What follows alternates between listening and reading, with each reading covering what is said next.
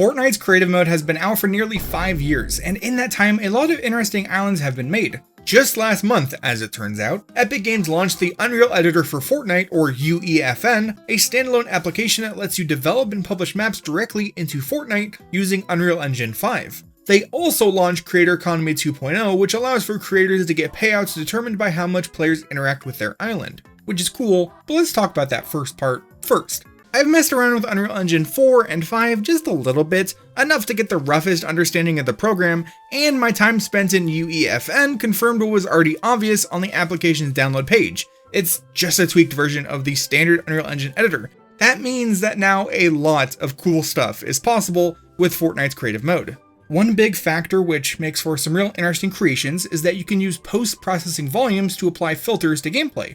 This has been used to create Sketchy Gun Game, which has a filter that makes everything look like it was scribbled on paper, and Forge Shooter utilizes a pixelation filter along with invisible weapons and some custom pixel art to recreate the feel of the original Doom games.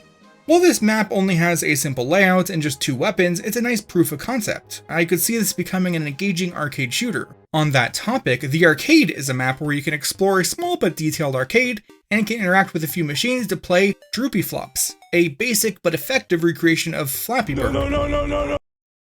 Another big positive for UEFN is the ability to make and import custom map geometry, textures, sounds, all that stuff. Look at you, going for a little dip. Also, there's some terrain streaming / world generation features that I'm not super well versed in that allows for some massive maps without using up all available RAM.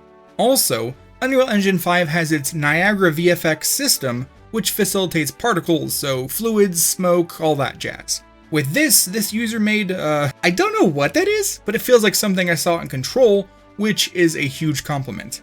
And of course, UEFN also allows for all kinds of camera stuff, so cutscenes are now super doable. The space inside is a map made by Epic Games, and it shows off just that. Made all the better using the Lumen system for real-time global illuminations, and Nanite virtualized geometry for essentially higher detail geometry.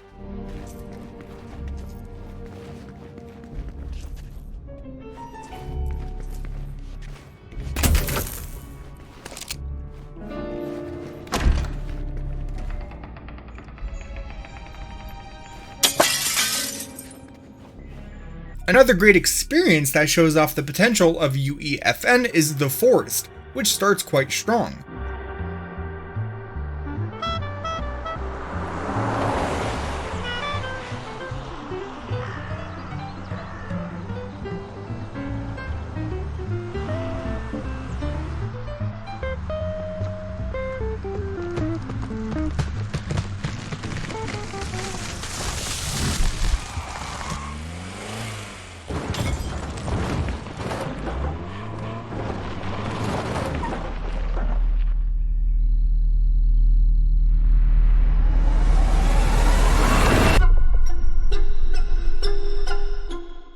I do think the actual gameplay falls flat later on, but that can always be improved, and regardless, I applaud its creator Chupala for what they have accomplished thus far.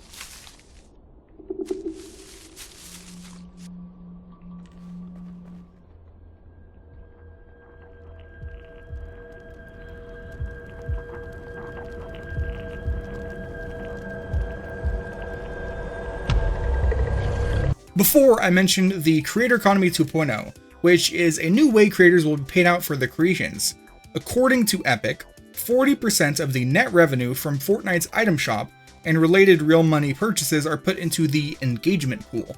And this pool is then paid out monthly to publishers of eligible islands, which includes independent creators and Epic's own islands like Battle Royale. While it seems odd that Epic can and will essentially be paying themselves, I think it makes sense.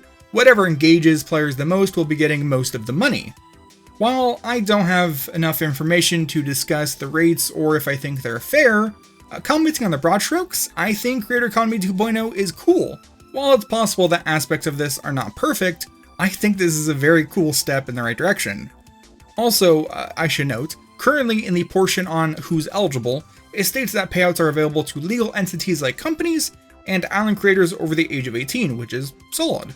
They're also apparently working to expand the program to younger creators in the future, which is cool, but I really hope that it's handled properly. Roblox is a massive platform that allows for creators to be paid for their work, which includes a lot of children being paid money, in a way that lacks proper oversight.